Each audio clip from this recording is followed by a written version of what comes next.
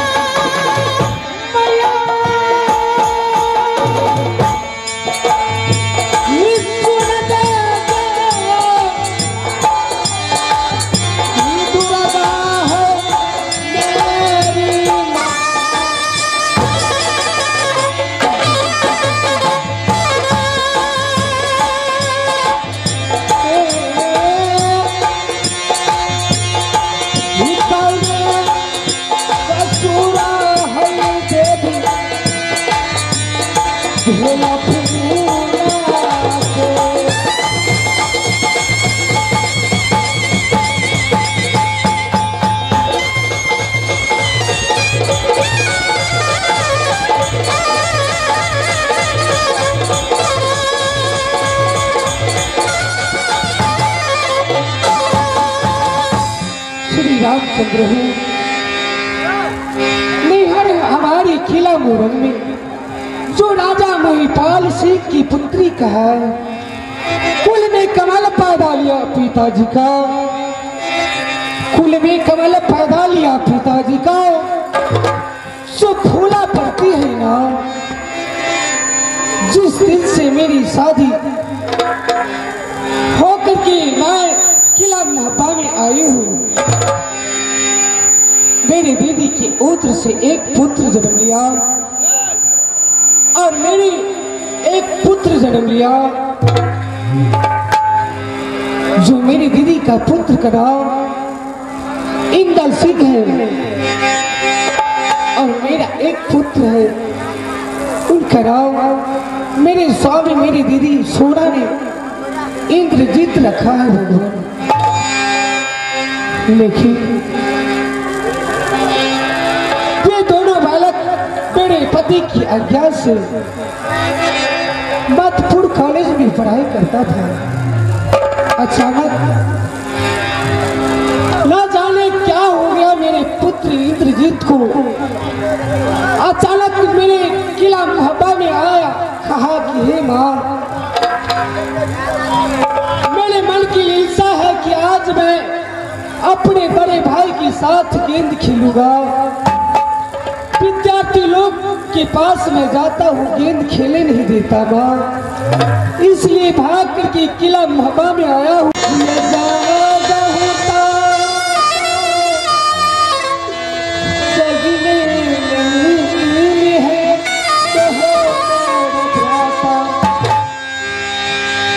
मेरे बेटा इंद्रजीत कहने लगा कि माँ मुझे एक रोज का छुट्टी दो, मैं अपने भाई के साथ कुछ गेंद खेल करके मैं दोनों भाई मधुपुर कॉलेज चला जाऊंगा। मैंने मना की कि बेटा इंद्रजीत, तुम बड़े भाई के साथ गेंद खेलने के लिए मत जाओ। इंदल सिंह बात बात में लड़ाई झगड़ा करने लगता है, इसलिए उनके साथ मत जाओ बेटा।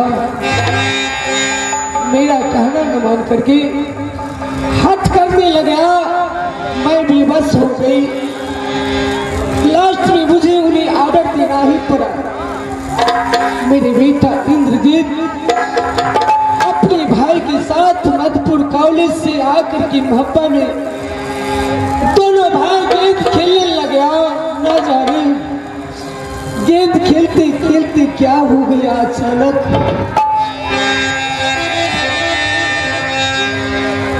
मेरे पुत्र इंद्रजीत को इतना पिटाई किया और मेरी दीदी सोना के पास मेरे बेटा गया गेंद लेने के लिए। ना जाने मेरे दीदी सोना के मन में क्या थी। मैं कहने लगे, बेटा आज तुमने अच्छा नहीं किया बेटा। जो दीदी सोना के पास जाकर के तूने ऐसे कुछ शब्द बोला, क्या किया? दीदी सोना ने मेरे बेटे को मेरे पति के साथ सच करवा करके मेरे बेटी को कोड़ कलेज डोब से डालती।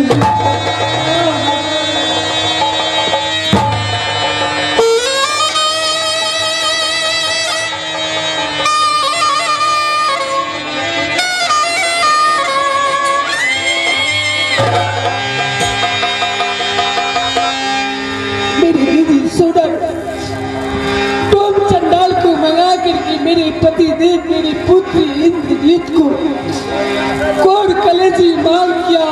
मेरे बेटा इंद्रजीत को कोड़ कलेजी मार करके मेरे दीदी सोना को डोब चंडाल लिया।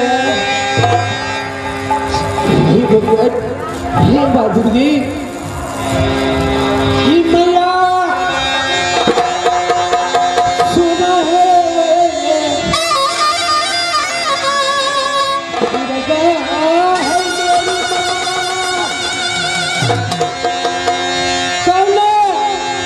गलती है मैया।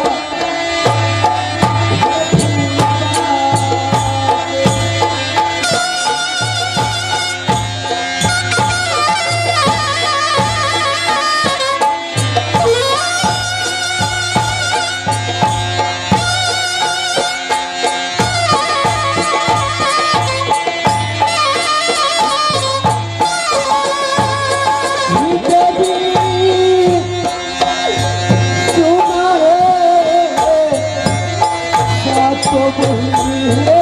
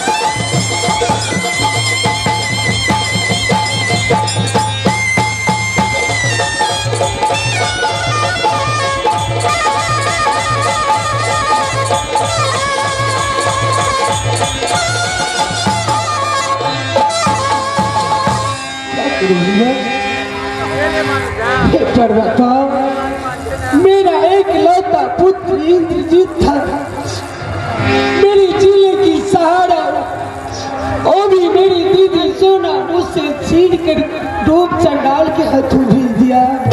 गोतनी बोला, आज तुम्हारा प्रणाम स्वीकार नहीं है। मेरी बात सुनो, जैसे तुम्हारा पुत्र गया किला मोहब्बा से, वैसे तुम्हें जाना पड़ेगा आज। मेरी बात सुन। क्या कहाँ जाओगी? ये ज्यादा लटारम छोड़ बीत गई 12 बास। मैं जो कहती हूँ मेरी बात सुनो। क्या कहने के लिए चाहती हूँ दीदी? ये कचुटकी सिंदूर के कारण एकावन किला में सबसे भैया इंद्र सुबाता, ये सख के कारण भैया के बोध को दे लिए।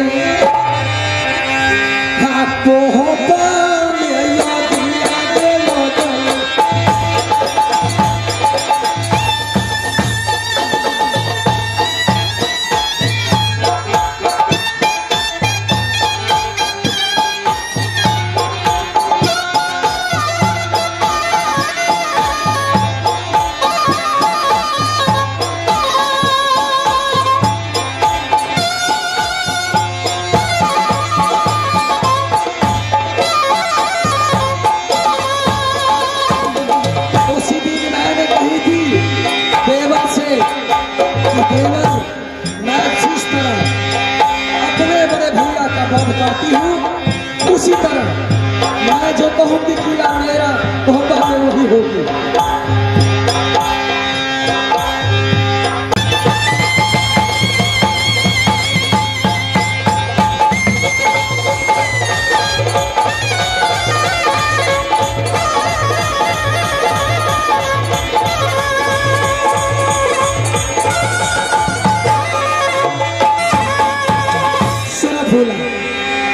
कहने के लिए क्या चाहती हूँ दीदी? मैं यही कहने के लिए चाहती हूँ, जितनी गहना गुड़िया है तुम्हारे बदन में, तुम कहती मैं रानी महारानी हूँ। मेरी मोरंग में एक से बढ़ एक योद्धा है, आज कोई नहीं है। सारे गहना गुड़िया खोलो और बदन का साड़ी खोलो और किला मोहब्बा से निकाला हो जाए।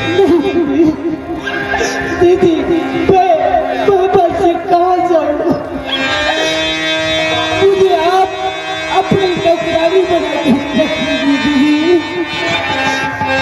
मेरा पुत्र नहीं है, मेरे पति भी मुझसे दूर हो गए दीदी। मुझे आप अपनी नौकरानी बना के रखिए दीदी। नहीं, इतनी बात आज सोना नहीं जानती, इसलिए जल्द से निकालो तो मैं निकाल करके दिखाऊंगी तुम्हें कैसे निकाला जाता है। दीदी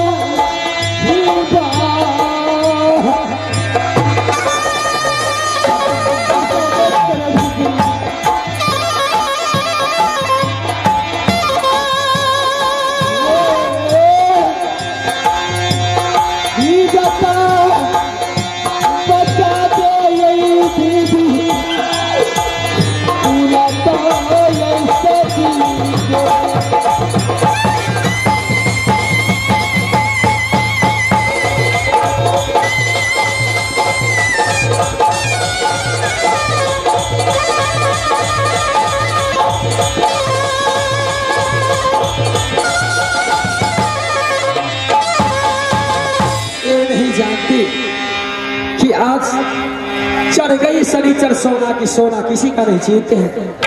एक बेटा इंदल को चीरती हूँ और मेरे पति परमेश्वर किला मोहब्बा को चीरती हूँ। आज किसी से मुझे भेंट नहीं करना है और नहीं मुलाकात करना है।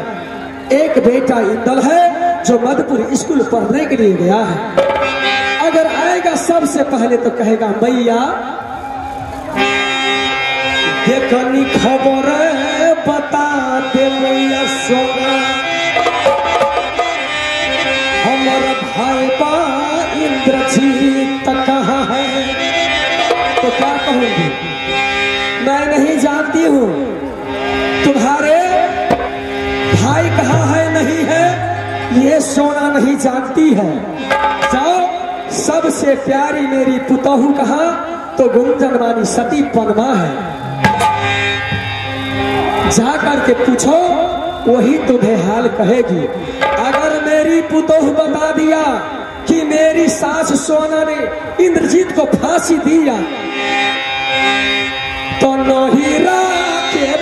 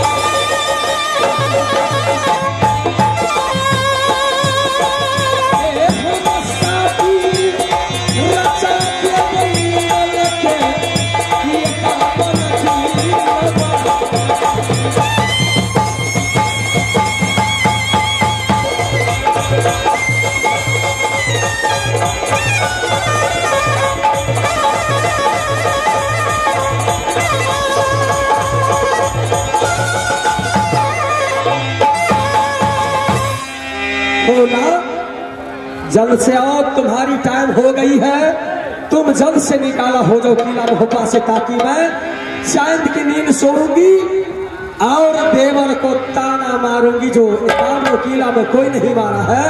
आप दीदी सोना फिर दीदी कहती है, अगर दीदी कहेगी मैं जा रही हूँ दीदी, मैं तो समझ गई जब मेरे पति ही नहीं रहा, मेरे पुत्र ही नहीं रहा, तू वैसी करके क्या कर, मैं क्या करूँ दीदी, मैं जा रही हूँ दीदी।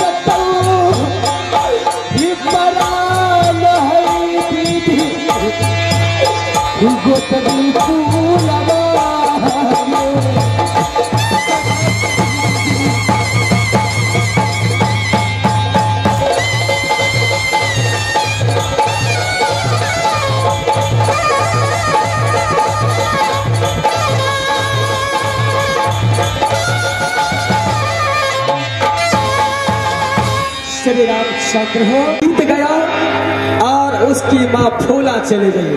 अब पारी है देवर उदल का, जो कहती है भाभी भौजी आज चल करके देखती हूँ सबसे पहले बेटा इंदल का। अगर बेटा इंदल आया तो उसे मैं क्या कहूंगी और उसे किला मोहब्बा अपने बंगले में आराम करने के लिए कहूंगी।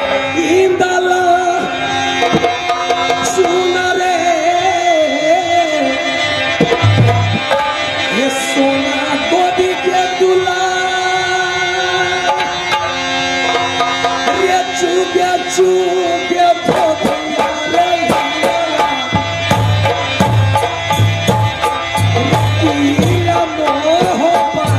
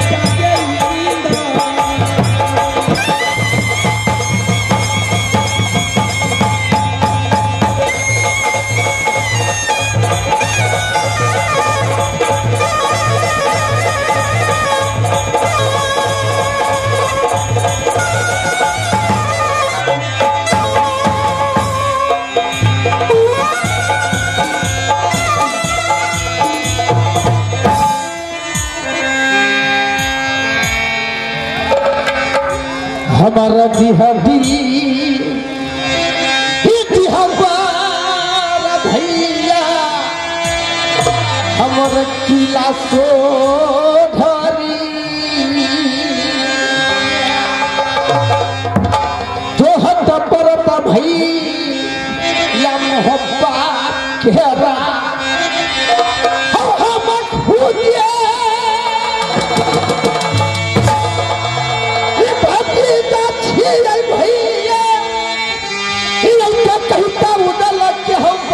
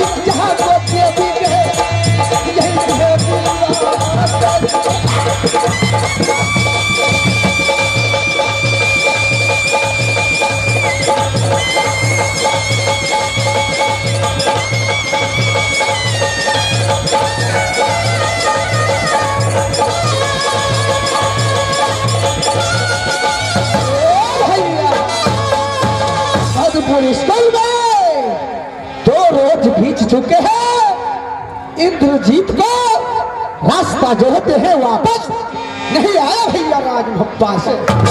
इस समय चलता हूँ राजभप्पा का भीतर में इंद्रजीत को खोज करके मधुपुर स्कूल वापस लेकर जाएंगे।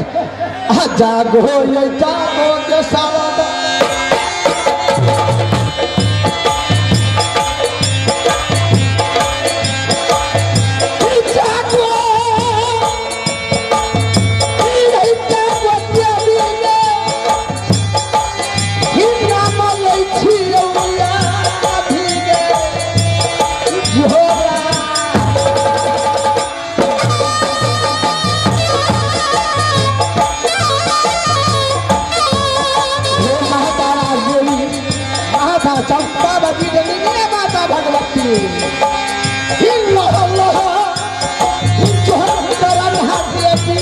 यही सभा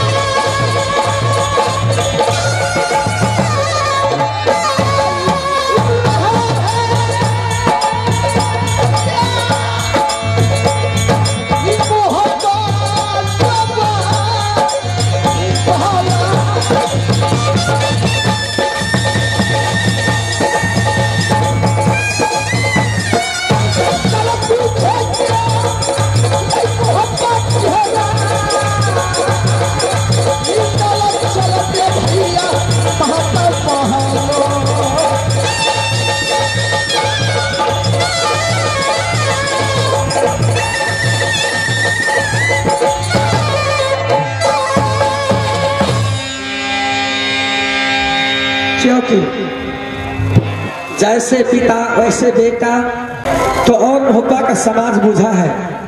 क्योंकि इंद्रजीत को मैंने फांसी दिलवा दिया। सबसे पहले मीरन को बुलाती हूँ। मीरन, महारानी जी की जय हो। जय हो, जय हो।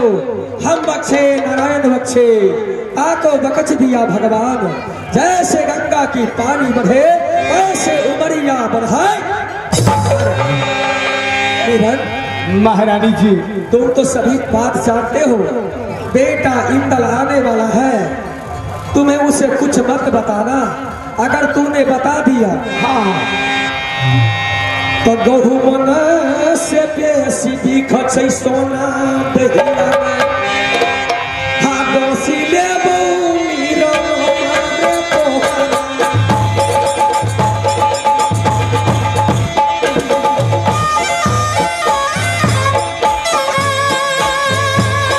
हे पंसा उधारी दे तो सोना रे तोरे दूर गौरी।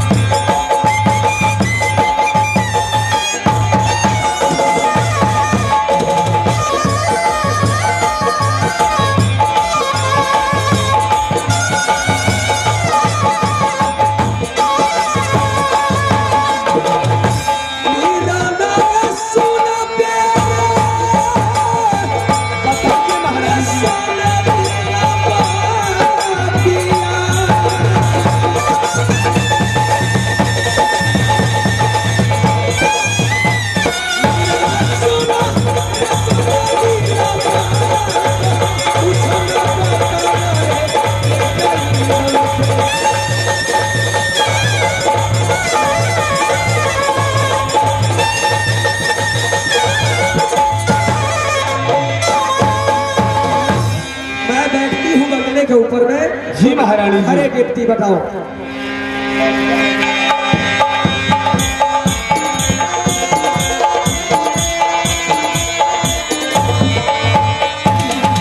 खबरदार भाई खबरदार, इस समय महारानी जी आराम कर रहे हैं। खबरदार भाई खबरदार। महाराज की जय हो।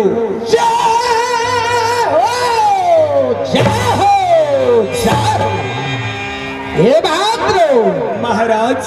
भैया, एक तुमसे निवेदन है, क्या मैं बोलूं? बताइए महाराज। न सुनी हो दुर्गुनी बहाना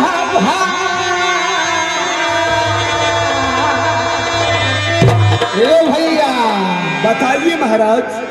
राज मोहब्बत का कुशल सुना दे। कैसे कुशल में भाई यह मोहब्बत क्या रही जो बहुत अच्छा है महाराज। आके ही करो ये सुना दे।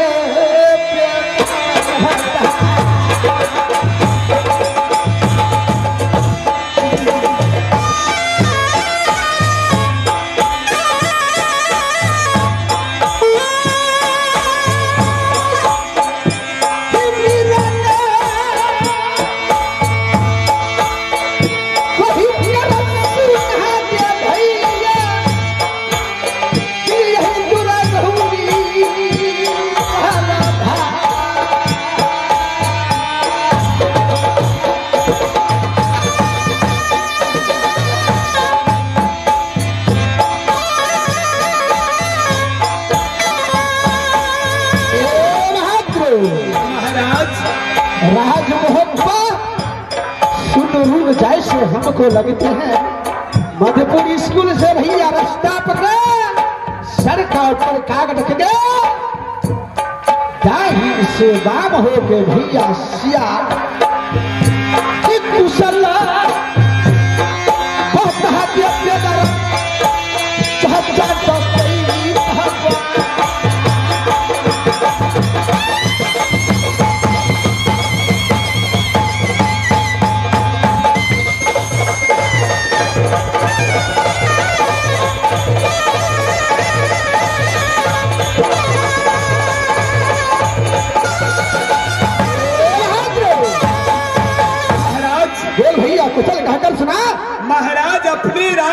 कृपा का सब कुशल ही कुशल है महाराज, कोई तरह की दिक्कत नहीं है महाराज।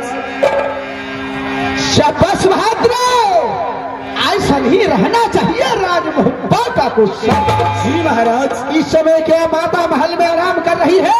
जी महाराज, माँ आपको आराम कर रही है अंदर में महाराज। ठीक है भैया, तू बगल लग जा, माता को जगाता हूँ।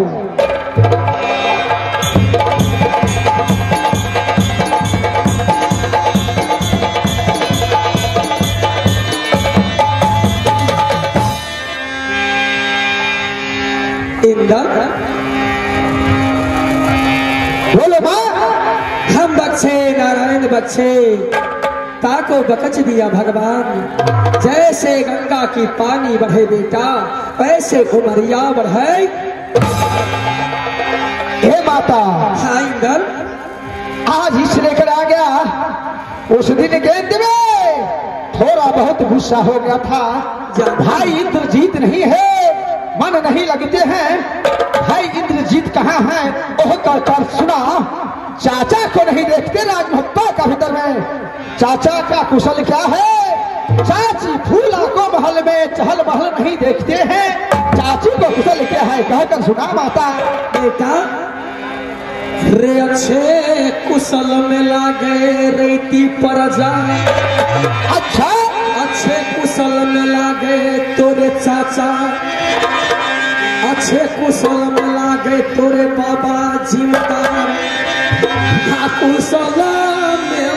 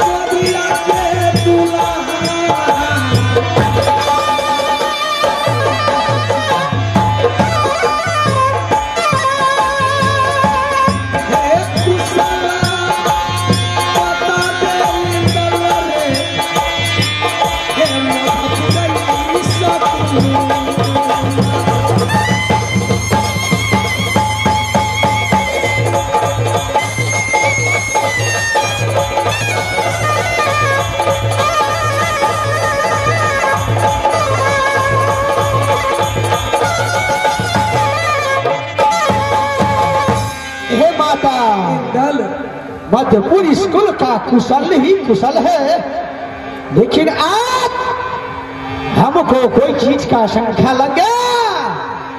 ये बता माता, भाई इंद्रजीत को तू देखा है कि नहीं? बोल।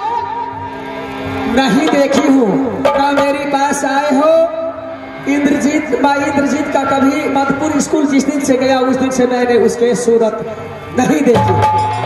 हे माता, मैं देखा हूँ, बता दूं? नहीं नहीं नहीं नहीं नहीं, नहीं बताऊंगा। बार हम विद्या माता सब कोई जहाँ क्यों नहीं?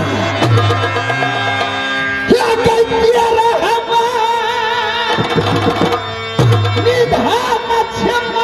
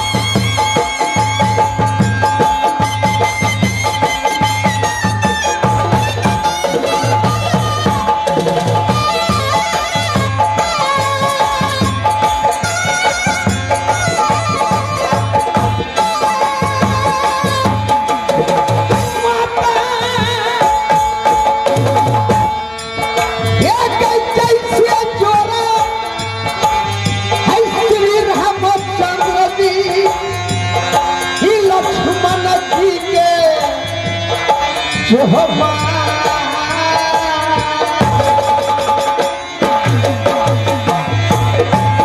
हे माता हाँ इंदल, कैसे जोड़ा है श्री रामचंद्र जी लक्ष्मण जी का, वैसे राजभक्तों का भीतर में माता दुर्गा ने जोड़ा लगाया इंद्र का इंद्रजीत माता। जानती हूँ स्वच्छ सत्ता बोली है माता गे